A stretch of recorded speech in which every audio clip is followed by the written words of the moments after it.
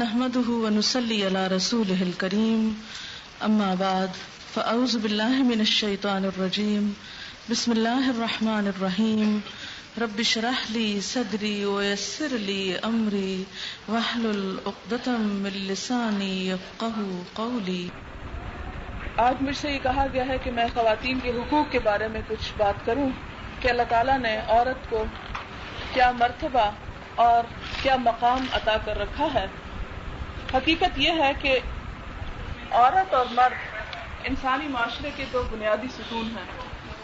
کسی ایسے معاشرے کا تصور نہیں کیا جا سکتا جس میں صرف مرد ہی مرد ہوں یا صرف عورتیں ہی عورتیں ہوں۔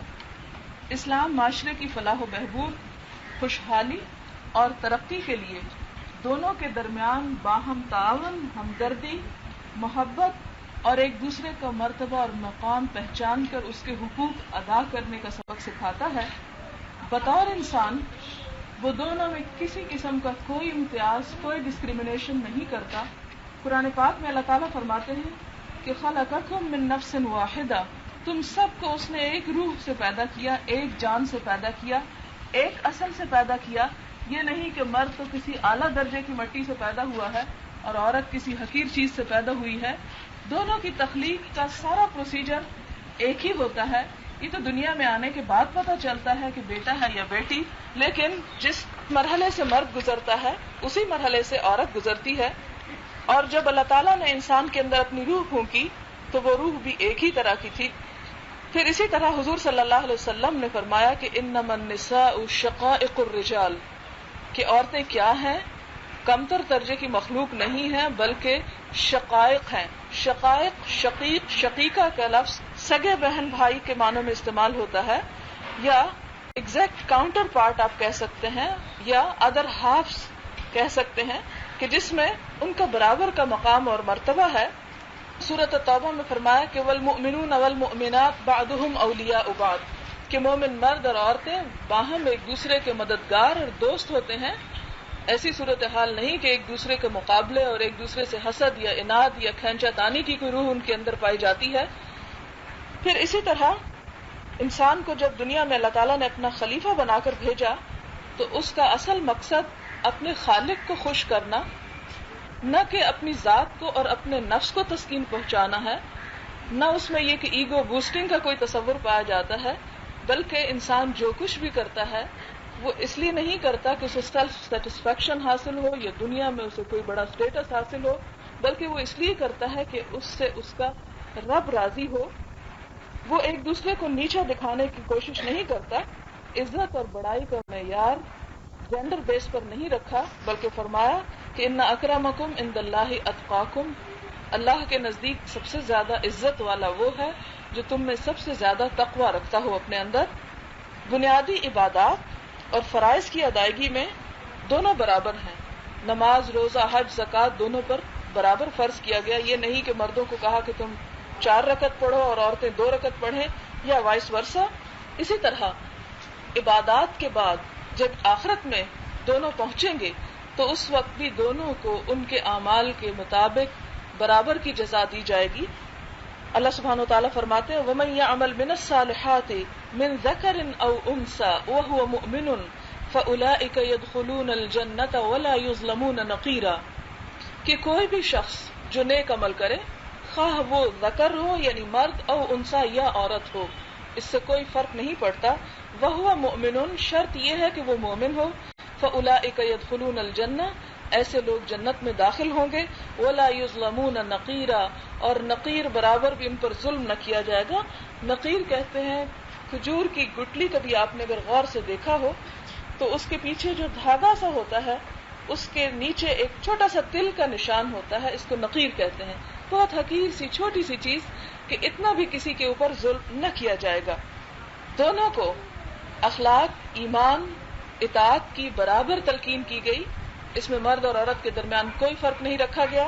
آپ دیکھیے کہ سورۃ الاحزاب کی آیت میں اللہ تعالیٰ فرماتے ہیں ان المسلمین والمسلمات والمؤمنین والمؤمنات والقانتین والقانتات، اطاعت گزار مرد اور اطاعت گزار عورتیں، والصادقین والصادقات، سچ بولنے والے مرد اور سچ بولنے والی عورتیں، والصابرین والصابرات، والخاشعین والخاشعات، خشوع و خضوع کرنے والے مرد اور عورتیں، والمتصدقین والمتصدقات، صدقہ کرنے والے مرد اور عورتیں، والصائمین والصائمات، روزہ دار مرد اور عورتیں، والحافظین فروجہم والحافظات، اپنی شرمگاہوں کی حفاظت کرنے والے مرد اور عورتیں، والذاکرین اللہ کثیرا والذاکرات، اور کثرت سے اللہ کا ذکر کرنے والے مرد اور عورتیں، اعد اللہ لہم مغفرۃ واجرا عظیما، اللہ نے ان کے لیے بخشش اور بہت بڑا اجر تیار کر رکھا ہے۔ اگر عورت کے سوشل سٹیٹس کے بارے میں دیکھا جائے کہ اسلام کا کیا نقطہ نظر ہے، تو ہم دیکھتے ہیں کہ ماں، بیٹی، بہن اور بیوی کی حیثیت میں اسلام دوسرے مذاہب کے مقابلے میں انسانیت کو جو تعلیم دیتا ہے، جو عورت کو مقام اور مرتبہ عطا کرتا ہے، وہ کسی اور جگہ پر ہمیں نظر نہیں آتا۔ بخاری کتاب الادب کی ایک روایت میں ہے کہ آپ صلی اللہ علیہ وسلم نے ایک شخص کو ماں کے ساتھ حسن سلوک کرنے کی 3 بار تاکید فرمائی اور 4تھی مرتبہ باپ کا درجہ بتایا۔ اس نے پوچھا کہ سب سے اچھا سلوک کس سے کروں؟ آپ نے فرمایا ماں سے۔ پھر پوچھا اچھا اب کس سے کروں؟ پھر فرمایا ماں سے۔ پھر اس نے سوال کیا تو فرمایا ماں سے۔ 4تھی مرتبہ فرمایا باپ سے۔ تو گویا دوسرے لفظوں میں گولڈ میڈل ماں کا، سلور میڈل بھی ماں کا، برونز بھی ماں کا، اور باپ کے لیے کنسولیشن سرٹیفکیٹ۔ تو یہاں پر کیوں ماں کا؟ اس لیے کہ ماں کی حیثیت میں عورت باپ کی نسبت زیادہ قربانی کرتی ہے، زیادہ ذمہ داری نبھاتی ہے، لہذا اس کا درجہ بھی زیادہ رکھا گیا۔ ایک اور مرتبہ آپ صلی اللہ علیہ وسلم نے فرمایا کہ ان اللہ حرم علیکم عقوق الامہات، کہ اللہ نے تم پر ماؤں کی نافرمانی کرنا، ماؤں کو ناخوش کرنا حرام قرار دیا ہے۔ بیٹی کی حیثیت میں اسلام نے بہت بنیادی اقدامات کیے۔ زندہ دور گور کرنے کی رسم کو یکسر ختم کر دیا گیا۔ حضور صلی اللہ علیہ وسلم کے بے شمار واقعات ملتے ہیں جس میں آپ صلی اللہ علیہ وسلم کے سامنے جب کوئی ایسا واقعہ رکھا جاتا کہ کس طرح فلاں بچی کو دفن کیا گیا، صحابہ کرام کی محفل میں آپ کی آنکھوں میں آنسو آ جاتے۔ نہ صرف یہ کہ اس رسم کو ختم کیا گیا، بلکہ اس سوچ اور اس خیال کی بھی سختی سے مذمت کی گئی کہ کوئی شخص بیٹی کے پیدا ہونے کو برا سمجھے۔ قرآن پاک میں آتا ہے کہ وَإِذَا بُشِّرَ أَحَدُهُمْ بِالْأُنثَىٰ، جب ان میں سے کسی کو بیٹی کی پیدائش کی خوشخبری دی جاتی ہے، ظَلَّ وَجْهُهُ مُسْوَدًّا، تو اس کا چہرہ سیاہ ہو جاتا ہے، وَهُوَ كَظِيمٌ، اور وہ غم کے گھونٹ پینے لگتا ہے، يَتَوَارَىٰ مِنَ الْقَوْمِ، اپنی قوم اپنے لوگوں سے چھپتا پھرتا ہے کہ بیٹی اس کے گھر پیدا ہو گئی ہے، مِن سُوءِ مَا بُشِّرَ بِهِ، اس بشارت اس خوشخبری کی وجہ سے جو اسے دی جاتی ہے۔ پھر آگے چل کے اللہ تعالیٰ فرماتے ہیں أَلَا سَاءَ مَا يَحْكُمُونَ، خبردار سن لو یہ کتنا برا فیصلہ ہے، یہ کتنا برا خیال ہے جو ان کے دلوں میں آتا ہے کہ بیٹی جو ہے وہ پیدا ہو اور اس کے بارے میں بری سوچ رکھی جائے یا اس کے بارے میں غمزدہ انسان ہو۔ لیکن افسوس کی بات یہ کہ آج پاکستان کے معاشرے میں بھی بیٹیوں کی پیدائش پر کچھ ہماری خواتین ہی زیادہ خوش نہیں ہوتی۔ پھر حضور صلی اللہ علیہ وسلم نے ان کی تعلیم و تربیت، ان کی پرورش کے بارے میں فرمایا کہ جس کے ہاں 2 بیٹیاں ہوں اور وہ انہیں اچھی طرح رکھے، یعنی ان کی اچھی بہترین پرورش کرے، تربیت کرے، انہیں لکھائے پڑھائے، تو وہ اسے جنت میں پہنچائیں گی۔ تو ایک مقام پر آتا ہے کہ 3 کی بات ہے۔ پھر ایک شخص نے پوچھا اگر کسی کی 2 ہو تو آپ نے فرمایا اس پر بھی یہ درجہ ہے، اور پھر کسی نے شاید پوچھا کہ اگر کسی کے پاس صرف 1 ہو تو آپ نے فرمایا اس کے لیے بھی بشارت ہے۔ مقصود یہ ہے کہ اگر کسی کے ہاں بیٹی ہو اور اسے وہ برا نہ سمجھے، اس کے ساتھ اچھا سلوک کرے، تو وہ خدا کے ہاں بہت قریب درجہ پائے گا۔ پھر اسی طرح آپ دیکھیں کہ ہمارے ہاں عام طور پر بہت ڈسکریمنیشن ہوتی ہے، گھروں میں بیٹی اور بیٹے میں بہت فرق کرتے ہیں۔ ہر اچھی چیز کھانے میں بھی بیٹے کے لیے، پہننے میں بھی بیٹے کے لیے، اور بھی زندگی کی سہولیات بیٹے کے لیے، اور بیٹی یہ تو پرایا مال ہے اور اس پر تو اگر کچھ ہے تو وہ شاید بہت احسان ہو رہا ہے اگر اس کے ساتھ کوئی اچھا سلوک کیا جا رہا ہے۔ تو حضور صلی اللہ علیہ وسلم نے فرمایا سووا بین اولادکم فی العطیہ، عطیہ یعنی تحفہ، تحائف یا ہدیہ دینے میں، بخشش کوئی کرنے میں اپنی اولاد کے درمیان برابری رکھا کرو۔ یہ نہیں کہ کسی کو تو بہت زیادہ دے دو اور کسی کو بہت کم۔ ایک صحابی آپ صلی اللہ علیہ وسلم کی مجلس میں بیٹھے ہوئے تھے کہ ایک بچہ ان کے پاس چلا آیا۔ انہوں نے اس بچے کو بلایا، اپنی گود میں بٹھایا اور پھر باتوں میں مصروف ہو گئے۔ تھوڑی دیر ہوئی تو انہی کی ایک بیٹی وہاں پر چلی آئی تو انہوں نے اس کی طرف کوئی توجہ نہ دی۔ حضور صلی اللہ علیہ وسلم کے چہرہ مبارک کا رنگ بدل گیا اور بہت غصے میں اس سے کہا کہ ما عدلتا، تم نے انصاف نہیں کیا۔ یہ کیا کہ بیٹا آیا تو اسے تم نے یہاں پر بٹھا لیا اور بیٹی آئی تو اس کو بلایا تک نہیں، اس کے ساتھ کوئی اچھے سلوک کا مظاہرہ نہیں کیا۔ پھر اسی طرح آپ دیکھتے ہیں کہ حضرت فاطمہ رضی اللہ تعالیٰ عنہا کے ساتھ آپ صلی اللہ علیہ وسلم کا مثالی طرز عمل تاریخ کا ایک سنہرا باب ہے، میں اسی تفصیل میں نہیں جاتی، آپ سب جانتے ہیں اچھی طرح. بیوی کی حیثیت سے شوہر کو بتایا کہ نیک بیوی تمہارے لیے دنیا کی سب سے بڑی نعمت ہے. یہ نسائی کتاب النکاح میں ہے. ابن ماجہ کی ایک روایت میں ہے کہ لیس من متاع الدنیا شیء افضل من المرأة الصالحہ، دنیا کی جتنی بھی چیزیں ہیں، دنیا کی جتنی بھی متاع ہے، دنیا کی جتنی بھی دولت ہے، اس میں نیک بیوی سے بڑھ کر کوئی دولت نہیں. پھر اسی طرح ایک جگہ پر فرمایا کہ خیرکم خیرکم لأہلہ، تم میں سب سے بہترین انسان وہ ہے جو اپنی بیوی کے حق میں اچھا ہے. وأنا خیرکم لأہلی، اور میں اپنی بیوی کے حق میں تم سب سے زیادہ اچھا ہوں. نکاح کے معاملے میں عورت کو یہ حق دیا گیا کہ وہ اپنی مرضی کا اظہار کرے، اور شادی اسی وقت لیگل قرار پائے گی جب اس میں لڑکی کی رضامندی شامل ہوگی. یہی وجہ ہے کہ خنسا بنت خزام ایک صحابیہ ہیں، ان کے والد نے ان کا نکاح ان سے پوچھے بغیر کر دیا، ان کی مرضی کے بغیر کر دیا. جب حضور صلی اللہ علیہ وسلم کو اس بات کا علم ہوا تو آپ نے اس کا نکاح جو تھا وہ فسخ کر دیا، نہیں ڈیزالو کر دیا. پھر اسی طرح طلاق یافتہ اور بیوہ خواتین کو ہمارے معاشرے میں دوسرے نکاح کرنے سے روکا جاتا ہے اور اس کو بڑا معیوب قرار دیا جاتا ہے. اور آج کل کے بھی بہت سے اور مہذب معاشروں میں یہ چیز بہت ناپسندیدہ ہے. آپ کو معلوم ہوگا کہ شہزادی این نے جب دوسری شادی کرنی تھی تو چرچ آف انگلینڈ نے اسے اجازت نہیں دی تھی، وہاں سے وہ اسکاٹ لینڈ میں گئی اور وہاں جا کے اس نے دوسرا نکاح کیا. تو عیسائیت سے یہ تصور ہمارے ہاں بھی چلا آیا کہ اگر کسی وجہ سے اس کی کہیں بن نہیں پاتی، طلاق ہو جاتی ہے، شوہر اسے طلاق دے دیتا ہے یا وہ خود خلا لے لیتی ہے یا کہیں اس کے شوہر وفات پا جاتا ہے، اور بے شک لڑکی جوان بھی ہو تو معاشرہ اس لڑکی کو قبول نہیں کرتا یا دوسری شادی کرنے کی بہن بھائی اور والدین اجازت نہیں دیتے، تو یہ سراسر غیر اسلامی تصور ہے. اسلام نے اس چیز کو سختی سے ڈسکریج کیا ہے اور عورت کو بھرپور سپورٹ کیا ہے کہ اگر وہ دوبارہ نکاح کرنا چاہے تو وہ کرے. پھر اسی طرح یہ ہے کہ مرد کو یہ مجبور کیا گیا کہ وہ عورت کے ساتھ اچھے طریقے سے نباہ کرے، خواہ اسے بیوی پسند نہ بھی ہو. اس کے بارے میں اللہ سبحانہ وتعالیٰ سورۃ النساء میں فرماتے ہیں وَعَاشِرُوهُنَّ بِالْمَعْرُوفِ، عورتوں سے بھلے طریقے سے گزارا کرو. فَإِن كَرِهْتُمُوهُنَّ، اگرچہ تم ان کو ناپسند کرو. فَعَسَىٰ أَن تَكْرَهُوا شَيْئًا وَيَجْعَلَ اللَّهُ فِيهِ خَيْرًا كَثِيرًا، ہو سکتا ہے کہ ایک چیز تمہیں سخت ناپسند بھی ہو لیکن اللہ اس میں خیر کثیر رکھ دے تمہارے لیے، اس کی اولاد کے ذریعے یا کسی اور اس کی اچھائی کے ذریعے وہ تمہاری آخرت کی نجات اور بخشش کا ذریعہ بن جائے. تو چھوٹی چھوٹی باتوں پر تم اسے اپنے سے الگ کر کے پھینک مت دو.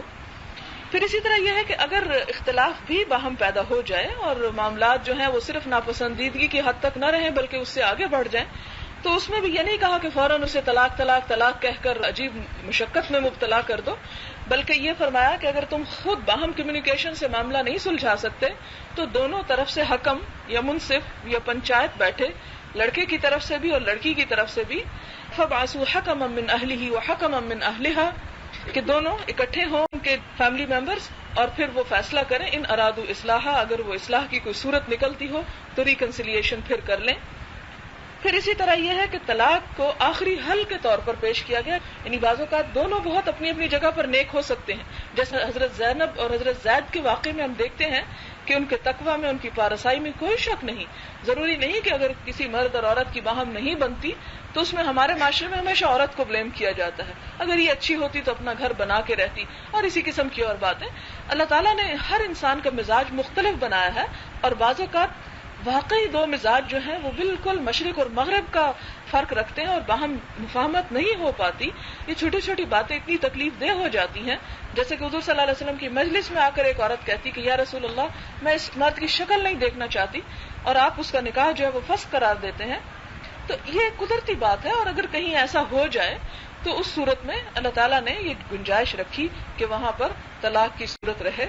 لیکن اس کا طریقہ بتایا گیا کہ 3 طہر کی حالت میں، یعنی پاک ہونے کی حالت میں ایک مرتبہ طلاق دی جائے، پھر اگلے مہینے میں طلاق دی جائے، پھر اس کے بعد طلاق دی جائے.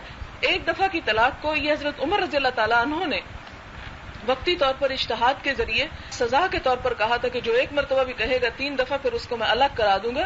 یہ مردوں کے لیے ایک طرح کی سزا تھی، لیکن اسلام کا جو اصل طریقہ ہے اور جو آج بھی فالو کرنا چاہیے وہ یہ کہ 3 مہینے کے اندر 3 وقفوں کے ساتھ طلاق. اس میں بھی حکمت یہ ہے کہ ہو سکتا ہے کہ 1 مہینے بھر کی جدائی کے بعد پھر باہم کوئی اتفاق کی صورت پیدا ہو جائے، پھر یہ کہ اس کے بعد یعنی رجعی میں پھر دوبارہ رجوع کرنے کی باقی رہ جاتی ہے، اور اگر تیسری مرتبہ سمجھے کہ واقعی گزارا نہیں ہو سکتا، کیونکہ بہت سے عوامل کار فرما ہوتے ہیں، بعض اوقات انسان بچوں کو دیکھتا ہے، بعض اوقات اور مختلف چیزوں کو دیکھتا ہے، تو پھر وقتی غصہ اور جذبات کو کنٹرول کر کے ذرا زیادہ بہتر انداز میں سوچ سکتا ہے، تو پھر اس کے بعد تیسری اور آخری طلاق، اس کے بعد یہ کہ رجوع کا حق باقی نہیں رہتا، کہ ایک شوہر جو ہے وہ بار بار اگر اسے یہ حق دیا چلا جائے تو پھر وہ عورت جو ہے وہ لٹکتی رہے اور کہیں اور کی نہ رہے، تو اس لیے اس میں پوری حکمت رکھیں۔ اس کے بعد یہ کہ شادی میں غلامی کا تصور نہیں دیا گیا کہ عورت جو ہے وہ مرد کی غلام بن کر رہے، اور ہندوانہ رسم ہے، اس میں یہ ہے کہ دونوں کو ایک دوسرے کو نیچا دکھانے کی بجائے اور ایک دوسرے پر چڑھائی کرنے کی بجائے یہ سکھایا گیا کہ وہ دونوں اللہ تعالیٰ کو خوش کرنے کی کوشش کریں اور ایک دوسرے کے حقوق ادا کرنے میں واتقوا اللہ الذی تساءلون بہ، کہ اس خدا سے ڈرو جس کو گواہ بنا کر تم ایک دوسرے سے اپنا حق مانگتے ہو۔ اور اس کے بعد آخر میں پھر اس آیت کے فرمایا کہ ان اللہ کان علیکم رقیبا، خدا تم پر نگرانی کر رہا ہے، نگہبانی کر رہا ہے کہ ناجائز طور پر اگر کہیں تم بیوی کو یا بیوی شوہر کو ستانے کی یا اس کے حقوق میں خیانت کی کوشش کرے گی تو خدا اوپر سے دیکھ رہا ہے اور وہ اس کی سزا تمہیں خود دے گا۔ پھر اسی طرح یہ ہے کہ فرائض اور ذمہ داریوں میں عورت اور مرد میں فرق رکھا گیا، اس کے بارے میں یہ کہ وَلَهُنَّ مِثْلُ الَّذِي عَلَيْهِنَّ، عورتوں کے وہی حقوق ہیں جو تمہارے ان پر ہیں، یعنی دونوں کے باہم حقوق ہیں، لیکن وَلِلرِّجَالِ عَلَيْهِنَّ دَرَجَةٌ، مگر مردوں کا عورتوں پر ایک درجہ زیادہ ہے، اور یہ درجہ کہاں ہے؟ وہاں پر جہاں مرد کی ذمہ داری عورت کے مقابلے میں زیادہ، جہاں عورت کی ذمہ داری مرد کے مقابلے میں زیادہ ہے ماں کے رول میں، وہاں 3 درجے عورت کو زیادہ دیا گیا، لیکن جہاں مرد کی ذمہ داری، یعنی مرد کی کون سی ذمہ داری؟ معاشی ذمہ داری، عورت کو نان نفقہ فراہم کرنے کی، اس کا کھانا پینا، اس کی میڈیکیشن، اس کی دوسری ضروریات جو ہیں اس کو پوری کرنے کی ذمہ داری جب اس کے ہاتھ میں دی گئی تو اس پر ایک درجہ اس کو زیادہ دیا گیا کہ وہ گھر میں جیسے ایک آرگنائزیشن ہوتی ہے، اس میں ایک شخص پریزیڈنٹ ہے تو دوسرا وائس پریزیڈنٹ، اس میں یہ نہیں کہ کوئی اس میں عزت اور ذلت کا مقام ہے، سب کام کرنے والے ہیں۔ جیسے اگر ایک کشتی پر 2 ملاح بٹھا دیے جائیں، ایک طرف کھینچنا چاہے اور دوسرا دوسری طرف کھینچنا چاہے تو ظاہر ہے کہ وہ اس کا ایک ہی راستہ ہوگا، وہ نیچے کو جائے گی، نہ وہ ادھر کو جائے گی نہ وہ ادھر جا سکتی۔ اسی طرح اگر ایک بس میں 2 ڈرائیور بٹھا دیے جائیں یا کسی ایک اسکول میں 2 ہیڈ مسٹریس بٹھا دی جائیں تو آپ خود سوچ سکتے ہیں کہ اس کا انجام کیا ہوگا۔ لہٰذا یہاں پر مردوں کو یہ ذمہ داری دی گئی کہ فائنل ورڈ گھر کے معاملات میں مرد کا ہوگا، لیکن یہ لیڈرشپ کا تصور تو ہو سکتا ہے مگر ڈکٹیٹرشپ کا نہیں، کہ یہاں پر یہ کہ عورت کی کوئی بات نہیں سنی جائے گی، بلکہ اللہ تعالیٰ نے سورۃ شورى میں آپ نے پڑھا ہوگا کہ وَأَمْرُهُمْ شُورَى بَيْنَهُمْ، ان کے باہم معاملات مشورے سے طے پاتے ہیں۔ اس میں ایک شخص ڈکٹیٹر نہیں ہوتا کہ جو اس کے دل میں آتا ہے، جو اس کی مرضی میں آتا ہے وہ بول دے اور وہ کہے کہ بس یہی میری بات ہے، میں تمہاری دوسری طرف سے کوئی رائے نہیں لینا چاہتا۔ نہیں، جب مختلف معاملات ہوں تو اس میں یہ ہے کہ بہرحال آخری فیصلہ جو ہے وہ مرد کے ہاتھ میں دیا گیا، یعنی جیسے کوئی پراپرٹی خریدنی ہے یا بیچنی ہے تو اس میں وہ یہ تو نہیں کر سکتا کہ بیوی کو اور بچوں کو بتائے بغیر چپکے سے جا کے وہ کام کرائے، نہیں، ان کا مشورہ ضرور کرے، لیکن بہرحال آخری فیصلہ جو ہے وہ خود کر سکتا ہے۔ پھر اسی طرح یہ ہے کہ اس میں جو ایک درجہ کی زیادہ کی بات کی گئی وہ ایک اور آیت میں فرمایا کہ الرجال قوامون علی النساء، کہ مرد جو ہیں وہ عورتوں پر قوام بنائے گئے۔ قوام کا عام طور پر بڑا عجیب و غریب ترجمہ کیا جاتا ہے، حاکم بنائے گئے۔ یہ حاکم کا لفظ جو ہے اس کے ترجمے میں بالکل غلط ہے۔ قام علی شیء کا مطلب ہوتا ہے عربی میں کسی چیز کا ذمہ دار، جیسے مینیجر ہوتا ہے کسی چیز کی ذمہ داری لینے والا، اس کی گھر کی سوشل آرگنائزیشن میں وہ ایک آرگنائزر ہے، اور اللہ تعالیٰ کی ڈیوائن وزڈم کے تحت اللہ تعالیٰ نے یہ رول مرد کے ذمہ دیا، اور جہاں پر ذمہ داری ہوتی ہے وہاں مشکل بھی تو زیادہ ہوتی ہے نا، کوئی یہ اتنا آسان کام تو نہیں ہوتا۔ پھر اسی طرح آپ دیکھیں کہ یہ قیادت یہ نہیں کہ وہ آ کے گھر میں بیٹھ جائے اور یہ کہے کہ تم پانی لے آؤ اور تم یعنی بالکل غلاموں کی طرح گھر والوں کو، بچوں اور بیوی سے کام لینا شروع کر دے۔ اسلام میں اس چیز کا قطعی کوئی تصور نہیں ہے۔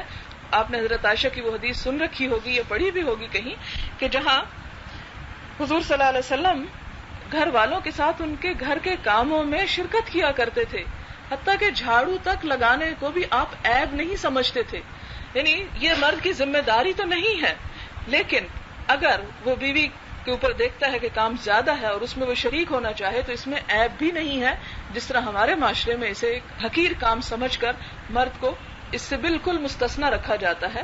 لیکن یہ ہے کہ اگر وہ باہر کی ذمہ داریوں میں اتنا مشغول ہے کہ وہ گھر کے کاموں میں کوئی ہیلپ نہیں کر سکتا تو یہ اس پر ذمہ داری اس سینس میں عائد نہیں ہوتی. اسی طرح عورت پر کمانے کی ذمہ داری عائد نہیں ہوتی. اگر اس کے پاس وقت ہے یا اپنی طرف سے سپورٹ کرنا چاہتی ہے تو اسے اجازت ضرور ہے, لیکن اگر وہ انکار کرتی ہے کہ میں کچھ نہیں کروں گی تو کوئی قانون اسے یہ نہیں کہہ سکتا کہ تم گھر کی کفالت میں شیئر کرو. اس میں آپ دیکھیں کہ نہ صرف حضور صلی اللہ علیہ وسلم بلکہ صحابہ کرام میں بھی ایسی مثالیں ملتی ہیں کہ جب وہ بیویوں کے ساتھ گھر کے کاموں میں مدد کروایا کرتے تھے. سعید بن عامر ایک گورنر کی حیثیت سے شام کے علاقے میں شاید مقرر کیے گئے, تو لوگوں نے شکایت کی کہ دن کے فلاں حصے میں یہ گھر سے بالکل نہیں نکلتے, خواہ ہمیں کتنا ہی کام کیوں نہ ہو. تو جب حضرت عمر نے خود وہاں کا سفر کیا اور آ کے ان سے پوچھا کہ کیا بات ہے, لوگ تمہاری شکایت کیوں کرتے ہیں, تو انہوں نے کہا کہ اس وقت میں اپنا لباس خود دھوتا ہوں اور اپنے گھر میں آٹا گوندتا ہوں. گورنر ہے یہ, اور یہ گھر کے کاموں میں اس طرح مدد کر رہے ہیں. ہو سکتا ہے ان کی بیوی بیمار ہو یا وہ نہ کر سکتی ہوں یا کوئی اور وجہ ہو سکتی ہے. اور بعض اوقات یہ کہ خدمت خلق چونکہ اسلام کے شروع سے ہی ایک بہت ہی پسندیدہ چیز رکھی گئی کہ اللہ تعالیٰ کو پانے کے لیے لوگوں کی خدمت اور لوگوں کی مدد جو ہے وہ ایک بہت بہترین ذریعہ قرار پاتا ہے. تو اس میں سب سے زیادہ حقدار وہ ہوتے ہیں جو سب سے زیادہ ہمارے قریب ہوں.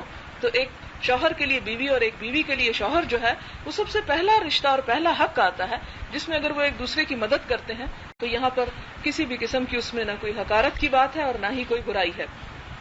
پھر اسی طرح آپ دیکھیں کہ اللہ تعالیٰ نے یہ جہاں پر ایک درجہ مرد کو زیادہ دیا, اس کے بارے میں فرمایا کہ وَلَا تَتَمَنَّوْا مَا فَضَّلَ اللَّهُ بِهِ بَعْضَكُمْ عَلَىٰ بَعْضٍ, یہ جو اللہ نے تم میں سے ایک دوسرے پر کچھ فضیلت دے دی, بعضکم علی بعض, یہ نہیں فرمایا کہ مردوں کو عورتوں یا عورتوں کو مردوں پر. اب اگر مرد یہاں پر آ کر یہ لڑائی شروع کر دیں کہ عورت کو 3 حصے کیوں عزت کے اور مجھے 1 کیوں بچوں کی طرف سے, یا یہ کہ عورت یہاں پر جھگڑا کرنا شروع کر دے کہ یہاں پر مرد کو 1 درجہ کیوں دیا گیا, تو اللہ تعالیٰ اس کے بارے میں اصلاح کرتے ہوئے ہماری فرماتے ہیں کہ تم اس بات کی تمنا مت کرو, اس بڑائی کو پانے کی جو میں نے درجہ بندی تم میں کر رکھی ہے اس کو کھینچنے کی, اسے حاصل کرنے کی فکر مت کرو. للرجال نصیب مما اکتسبوا, قیامت کے دن جب تم میرے پاس آؤ گے تو مردوں کو صرف وہ ملے گا جو انہوں نے کوشش کی ہوگی, وللنساء نصیب مما اکتسبنا, اور عورتوں کو وہ ملے گا جو وہ خود کمائی کر کے آئی ہوگی, جو کوشش اپنے اعمال کر کے آئی ہوگی.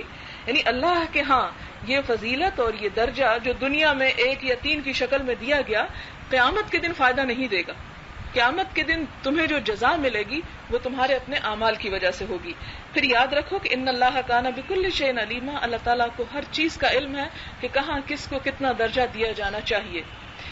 پولیگیمی جو ہے, تعدد ازواج, یہ عام طور پر بڑا ہی کریٹیکل ایشو رہا ہے اور خواتین کو اس پر بہت ہی اعتراض بھی رہا کہ یہ مرد کو کیوں حق دیا گیا کہ وہ 1 سے زیادہ شادی کر سکے, اور بہت اس بات کو چھپایا گیا اور اسلام کی اس میں توہین سمجھی گئی.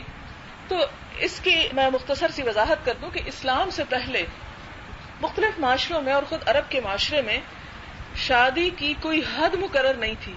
اگر ایک شخص 10 بیویاں رکھتا ہے تو رکھے, 20 رکھتا ہے تو کوئی اسے برا نہیں سمجھتا.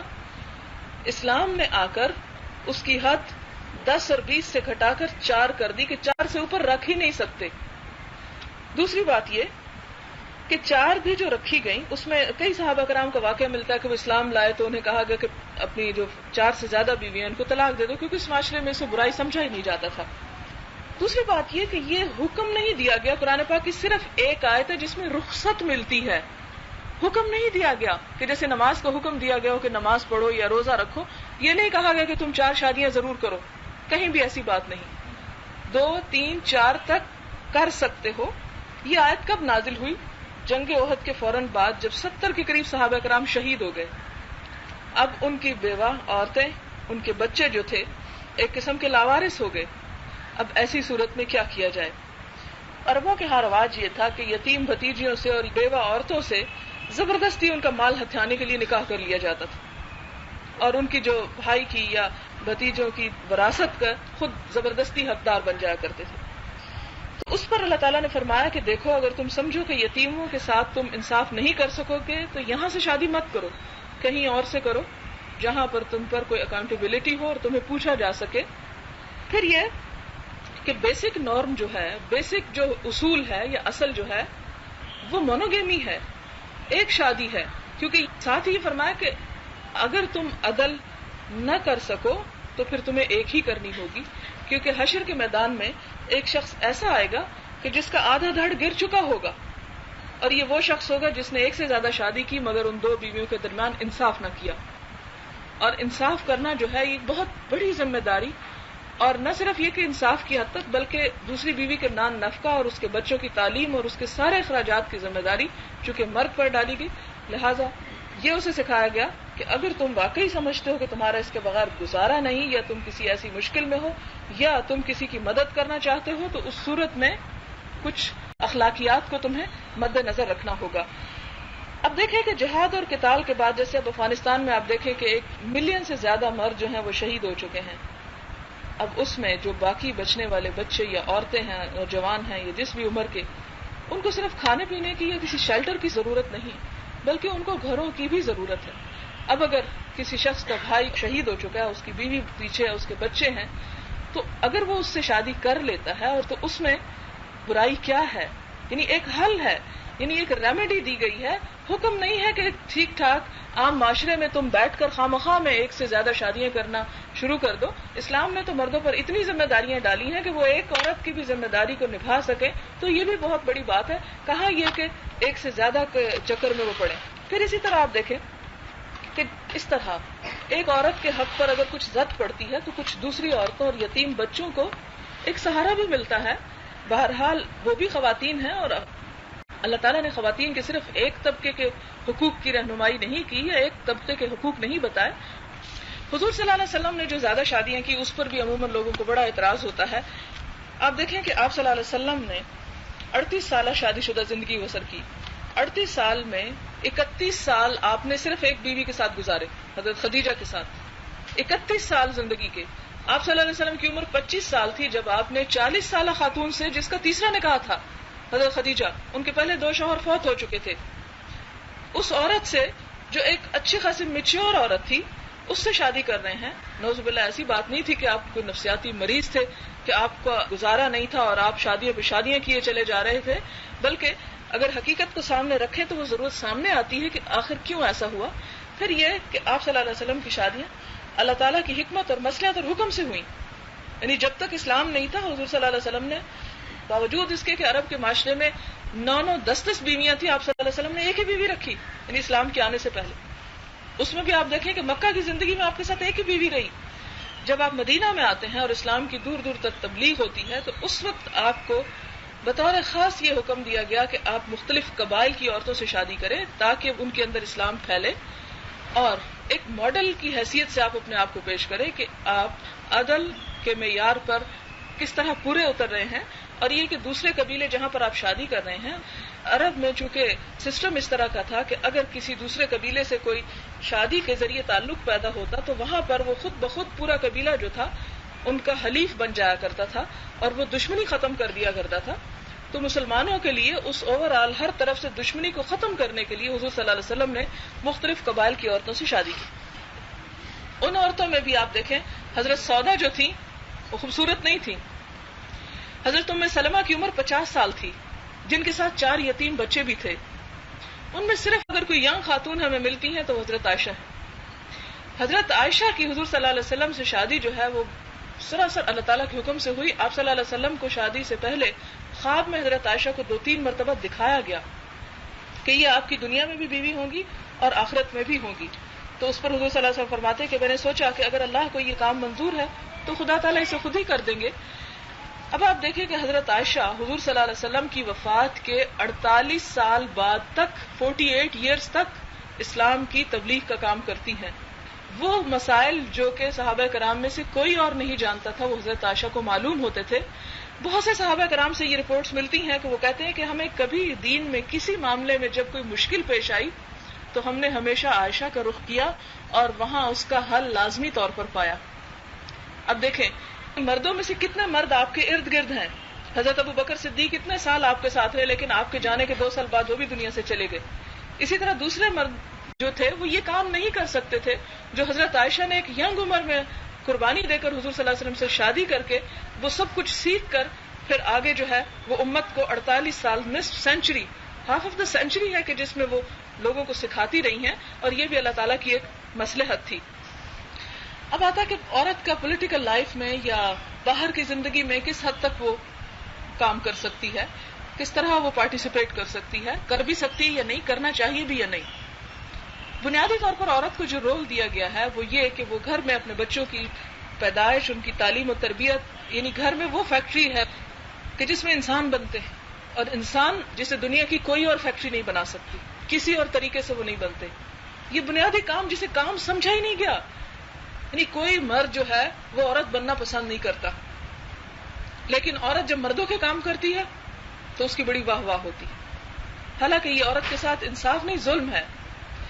ایک دفعہ ایک خاتون آئی حضور صلی اللہ علیہ وسلم کے پاس کہ اللہ کے رسول صلی اللہ علیہ وسلم دیکھیں ہم عورتیں بس اسی کام میں مصروف رہتی ہیں کہ بچے پیدا کیے، ان کی تربیت کی، ان کی پرورش کی، ان کو کھلایا پلایا. قرآن جسے وہن علی وہن کہتا ہے کہ تکلیف پہ تکلیف اٹھا کے عورت پیدا کرتی ہے، بچے کو کھلاتی ہے پلاتی ہے. تو یہ سب سے زیادہ مشکل کام ہے. کسی جانور کا بچہ اتنا وقت نہیں لیتا جتنا انسان کا بچہ جو ہے وہ خود یعنی کھڑا ہونے پر اور اپنا خود مختار ہونے میں ٹائم لیتا ہے.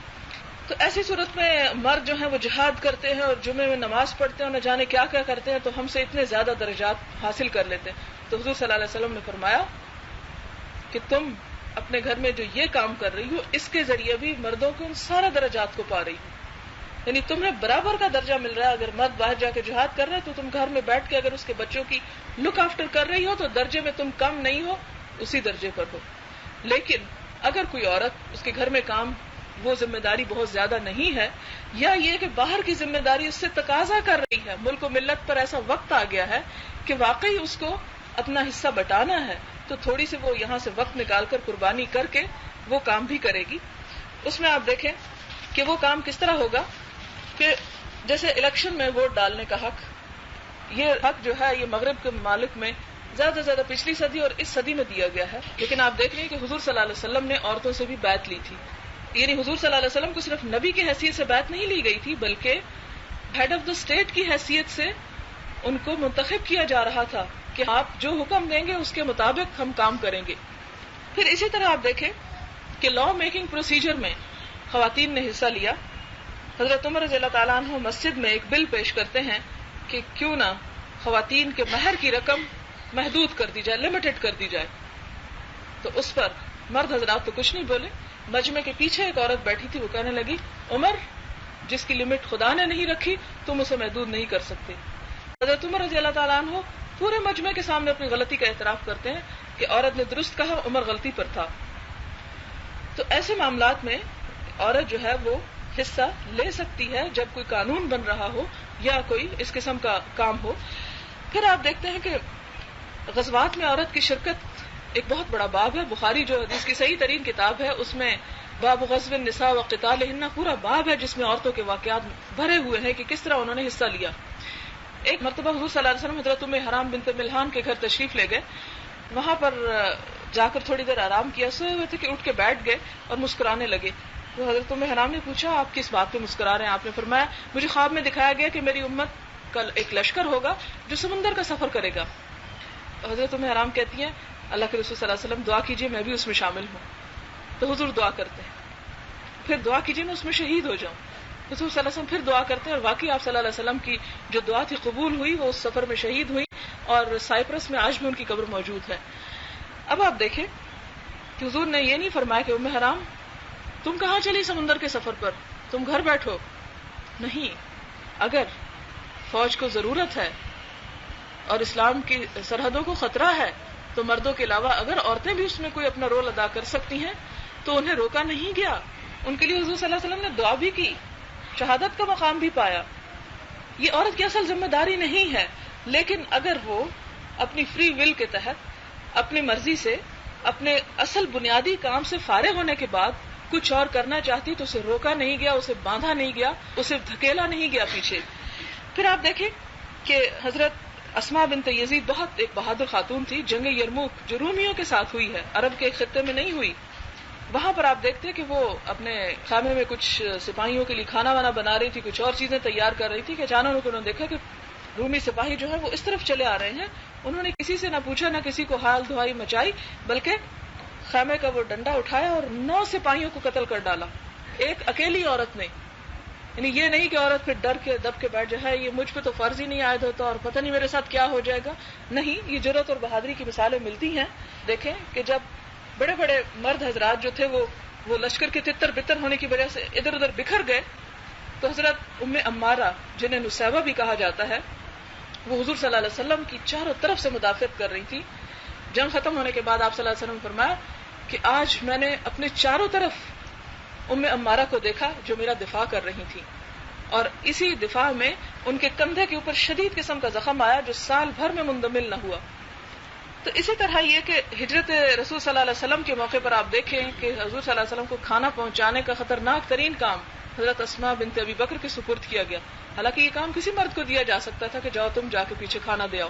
یعنی کتنا خطرناک رستہ تھا اور کس طرح دشمنوں کا خوف و ہراس ہر طرف پھیلا ہوا تھا، جو حضور صلی اللہ علیہ وسلم کو قتل کرنے کے ارادے سے آپ کے گھر کے ارد گرد انہوں نے گھیرا ڈال لیا تھا، اور جس میں آپ پھر نکل گئے اور ان کے پیچھے پھر لوگوں کو دوڑا دیا گیا. فتح مکہ کے موقع پر آپ دیکھیں کہ حضرت ام ہانی جو حضور صلی اللہ علیہ وسلم کی چچا زاد ہیں، انہوں نے اپنے کچھ رشتہ داروں کو پناہ دی. تو حضور صلی اللہ علیہ وسلم سے پوچھا کہ میں نے پناہ دی ہے، تو آپ نے فرمایا ام ہانی جسے تم نے پناہ دی اسے ہم نے بھی پناہ دی، تمہیں اس بات کی اجازت. اور یہ ایک سیاسی پناہ تھی. ہجرت حبشہ آپ دیکھیں کہ ایتھوپیا کے علاقے میں جب مسلمانوں نے سمندر پار ہجرت کی تو اس میں صرف مرد نہیں تھے، عورتیں بھی شامل تھیں. وہ بھی اپنا گھر بار، اپنی اولاد، اپنے شوہر، اپنے بچے سب کچھ چھوڑ کر اسلام کی خاطر نکل گئیں. پھر اسی طرح کہ اسلام کی دعوت و تبلیغ کے کام میں بھی ہر دور میں خواتین جو ہیں وہ مصروف رہیں. اس میں ایک آرٹیکل میں نے لکھا تھا منسٹری آف ریلیجس افیئرز کی طرف سے، جس پر مجھے پہلا انعام بھی ملا، کہ جس میں نے تاریخ کافی اسٹڈی کر کے یہ ثابت کیا کہ ہر دور میں خواتین نے کتنے زبردست طریقے سے اسلام کی علمی خدمت کی، کہ جس کا بہت بڑا پہلو عام طور پر ہماری نظروں سے بالکل اوجھل ہے. ہمارے ہاں خاتون کا تصور صرف یہ ہے کہ وہ علم و عقل کی دنیا سے اور ارد گرد کی دنیا سے سب ناتا کاٹ کر صرف گھر کے اندھیروں میں گم ہو کر رہ جائے. نہیں، حضرت عائشہ نے نہ صرف یہ کہ عورتوں کو بلکہ مردوں تک کو پڑھایا. لیکن یہ ہر عورت پر فرض نہیں ہے. یہاں آپ یہ ضرور یاد رکھیے کہ ہر عورت پر فرض نہیں، لیکن جہاں اللہ نے ٹیلنٹ دے رکھا ہو، جہاں صلاحیت دے رکھی ہو، جہاں ضرورت پائی جاتی ہو، تو وہاں عورت یہ نہیں کہے گی کہ نہیں جی میں تو یہ کام نہیں کر سکتی. اسے کرنا ہوگا. اگر نہیں کرے گی تو وہ حق کو چھپانے کی ذمہ داری ہوگی، کیونکہ سورۃ التوبہ میں بھی آپ دیکھیں کہ والمؤمنون والمؤمنات بعضهم اولیاء بعض یأمرون بالمعروف وینہون عن المنکر. امر بالمعروف اور نہی عن المنکر کے کاموں میں عورت جو ہے وہ برابر کی شریک رہی، اور اللہ تعالیٰ نے اس پر بھی فرض عائد کیا. پھر اسی طرح آپ دیکھیں کہ اکنامک رائٹس جو ہیں عورت کے، کہ عورت اپنی جائیداد خرید بیچ کسی کی مرضی، کسی کے انٹرفیئرنس کے بغیر اپنی ذاتی حیثیت میں یہ سب کچھ کر سکتی ہے. کسی کو یہ مداخلت کا حق نہیں. برطانیہ میں عورت کو یہ حق 1860 میں دیا گیا، فرانس میں 1938 میں دیا گیا، اور ہندوستان میں 1956 میں یہ دیا گیا کہ عورت اپنی مرضی سے کوئی چیز خرید سکے، یعنی اس کی خود اکیلی مالک بن سکے. یعنی اس سے پہلے یہ تھا کہ اس کے ساتھ اس کا شوہر یا اس کا بیٹا یا اس کا بھائی، یعنی کسی نہ کسی اور کو وہ ضرور ساتھ شریک کرے گی، پھر وہ خرید سکتی ہے. صرف اکیلے اپنے نام پر پراپرٹی نہیں رکھ سکتی. لیکن اسلام نے یہ حق 1400 سال پہلے عورت کو دیا. پھر یہ کہ وراثت میں حصہ دیا گیا.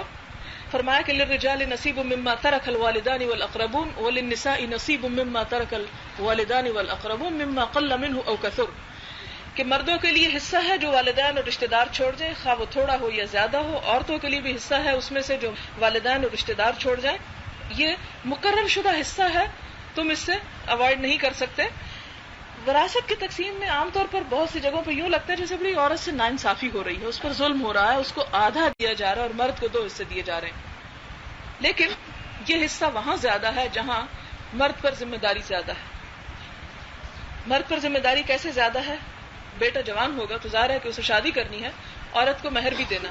سمجھیے کہ آدھا مہر میں چلا گیا اور آدھا اس کے نان نفقہ اور اس کی دیگر ذمہ داریاں ادا کرنے میں، کہ اسے گھر بھی بنانا ہے اور اس گھر میں عورت کو لانا ہے. اور جہیز جیسی کوئی ظالمانہ رسم اسلامی معاشرے میں نہیں پائی جاتی کہ جس میں عورت کو گھر کا سامان لانا ہے. یہ مرد کے ذمہ ہے کہ وہ گھر میں ہر چیز مہیا کرے. عورت کے اوپر یہ بھی نہیں کہ وہ جو اس کا لباس ہے وہ بھی خود خریدے. اگر وہ خریدتی ہے تو ٹھیک ہے، یا اس کے والدین دیتے ہیں تو ٹھیک. نکاح کے فوراً بعد یہ ذمہ داری بھی مرد پر اللہ تعالیٰ نے عائد کی. لہٰذا یہاں اس کو 2 حصہ دیا گیا، عورت کو 1 اور مرد کو 2، تاکہ اس سے وہ اپنی ذمہ داریوں کو نبھا سکے. عورت کو جب آدھا بھی دیا گیا تو اس پر کوئی ذمہ داری نہیں ڈالی گئی، وہ اس سے صرف اور صرف خود فائدہ اٹھا سکتی ہے.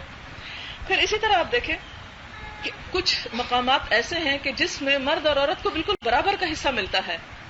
یہ بات کبھی کسی کے ذہن میں نہیں آتی. اور وہ حصہ کہاں کہ مثلاً اگر ڈیسیزڈ کے والدین جو ہیں دونوں زندہ ہوں تو دونوں ماں یا باپ انہیں برابر کا حصہ ملے گا. اس میں عورت کو اس لیے کم نہیں ملے گا کہ وہ عورت ہے. جتنا مرد کو ملے گا اتنا ہی یہاں عورت کو ملے گا, کیونکہ یہاں اس سٹیج میں جبکہ بچے بھی جوان ہوں یہاں پر مرد پر کوئی ایسی بھاری ذمہ داری نہیں رہتی, تو اس حصے میں برابر ہے. پھر اسی طرح کلالہ جو ہے, کلالہ وہ ہوتے جس کے نہ بچے ہوں اور نہ والدین ہوں, تو اس کے جو بہن بھائی ہوتے ہیں ان بہن بھائیوں کو بھی برابر کا حصہ ملتا ہے. اس میں مرد اور عورت میں تفریق نہیں کی جاتی.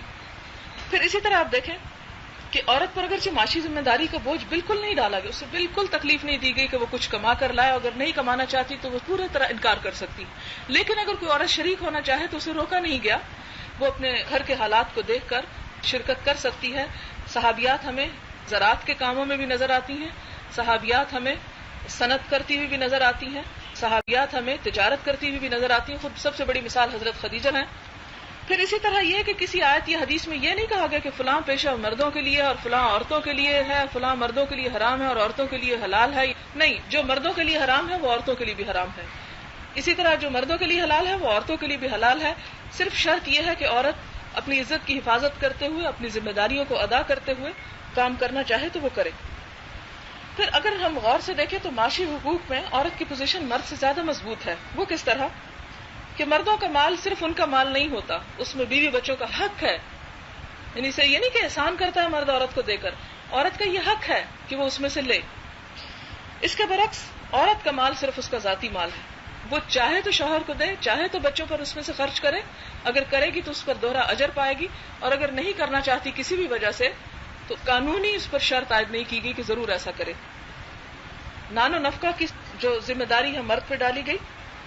اسی طرح یہ کہ طلاق کی صورت میں بھی رضاعت کے دوران عورت کو مرد کی طرف سے خرچہ ملے گا. شادی کے موقع پر مہر عورت ہی کے فائدے کے لیے رکھا گیا. شادی کے وقت والدین کی طرف سے یا رشتہ داروں کی طرف سے جو تحفے تحائف جو رقم عورت کو ملتی ہے وہ اس کی ذاتی رقم ہوتی ہے, اس میں مرد یا سسرال کا کوئی حصہ نہیں ہوتا.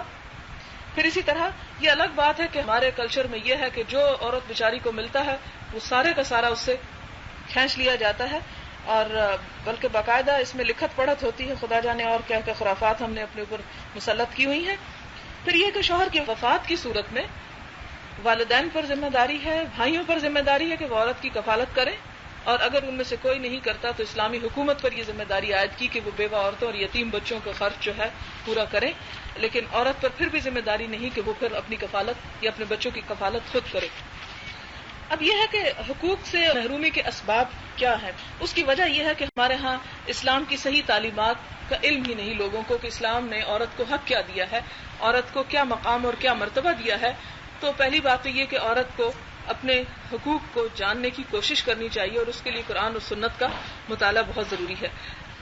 پھر اسی طرح یہ ہے اسلام کی سلطنت جب وسیع ہوئی تو اس میں جہاں جہاں اسلام پھیلتا گیا, جیسے ہندوستان کی طرف آیا, تو یہاں کے جو لوکل کلچر اور رسم و رواج تھے وہ غیر محسوس طریقے سے اسلام کا حصہ قرار پانے لگے, حالانکہ وہ اسلامی نہیں تھے. جیسے ہندوانہ معاشرے میں آپ دیکھیں جہیز کی جو لعنت ہے, ہم نے اسے اسلامی بنا لیا, اور اس میں کہا جی حضرت فاطمہ کو جہیز ملا تھا. بے حضرت فاطمہ کو کون سا جہیز ملا تھا؟ حضرت علی 4 یا 5 سال کی عمر میں حضرت خدیجہ کے پاس بیٹے کی حیثیت سے آئے تھے اور پرورش کر رہی تھی, اور وہ ساتھ ہی ساتھ اس گھر میں پلے بڑھے, تو وہ بیٹے کی حیثیت میں حضور صلی اللہ علیہ وسلم نے ان کی کچھ مدد کی تھی.